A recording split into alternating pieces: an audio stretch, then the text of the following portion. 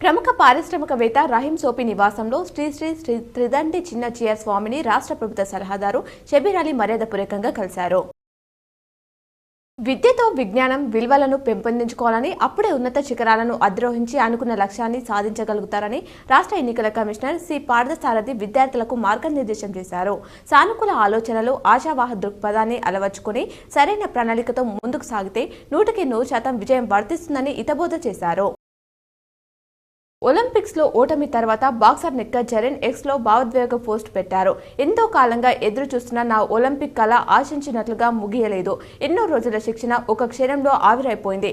ఓటమిని భరించలేకపోతున్నా, కానీ దీనిని అంగీకరించాల్సిందే అని అన్నారు.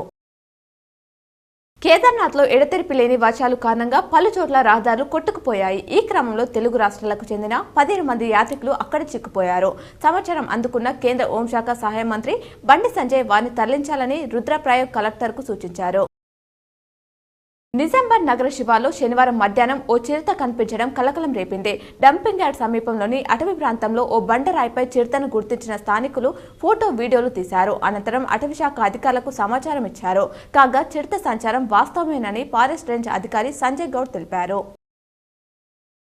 అక్టోబర్ 4 నుంచి శ్రీవారి వార్షిక బ్రహ్మోత్సవాలు అత్యంత వైభవంగా నిర్వహించాలని టీటీడీ అదనపు ఈవో వెంకయ్య చౌదరి అధికారులను ఆదేశించారు. అక్టోబర్ 4న ధ్వజారోహణం, 8న గరుడ సేవ, 9న స్వర్ణరథం, 11న రథోత్సవం, 12న చక్రస్థానం నిర్వహిస్తారు. రాబోయే రోజుల్లో రేవంత్ సీట్లో సీఎంగా కేటీఆర్ కూర్చుంటారని బీఆర్ఎస్ ఎమ్మెల్యే సబితా ధీమా వ్యక్తం చేశారు. నన్ను నమ్ముకున్న నువ్వు ఈ రోజు ఆ సీట్లో ఎలా కూర్చున్నావో, మమ్మల్ని నమ్ముకున్న కేటీఆర్ కూడా రేపు అదే సీట్లో కూర్చుంటారు. 100% జరగబోయేది అదే అని ఆమె ఓ ఇంటర్వ్యూలో అన్నారు. రాష్ట్రంలో ఎంబీబీఎస్, బీడీఎస్ ప్రవేశాలకు ఆన్లైన్ దరఖాస్తులు నేటి నుంచి స్వీకరించనున్నట్లు కల్లోజీ నారాయణరావు యూనివర్సిటీ ఓ ప్రకటనలో తెలిపింది. నీట్ 2024లో అర్హత సాధించిన అభ్యర్థులు యూనివర్సిటీ పరిధిలోని దంత కళాశాలలోని కన్వీనర్ కోటా సీట్లకు అప్లై చేసుకోవచ్చు. తూప్రాన్ వద్ద రోడ్డు ప్రమాదం జరిగింది. కామారెడ్డి డిపోకు చెందిన బస్సు మరో బస్సును వెనుక నుంచి ఢీకొట్టింది. బస్సును రిపేర్ చేస్తుండగా ఈ ప్రమాదం జరిగింది. ఈ ఘటనలో 2 మెకానిక్లకు తీవ్ర గాయాలు కాగా వారిని ఆసుపత్రికి తరలించారు. ఈ ప్రమాదంతో హైవే 44పై వాహనాలు నిలిచాయి.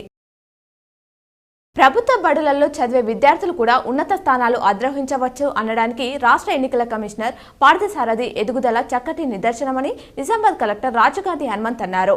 ఉన్నతమైన రాజ్యాంగ పదవిలో కొనసాగుతూ ఎంత పని ఒత్తిడిలో ఉన్నప్పటికీ తాను పుట్టి పెరిగిన ప్రాంతం, చదువుకున్న బడిని మర్చిపోకుండా విద్యార్థులను ప్రోత్సహించేందుకు అవార్డులను అందించడం గొప్ప విషయమని కొనియాడారు.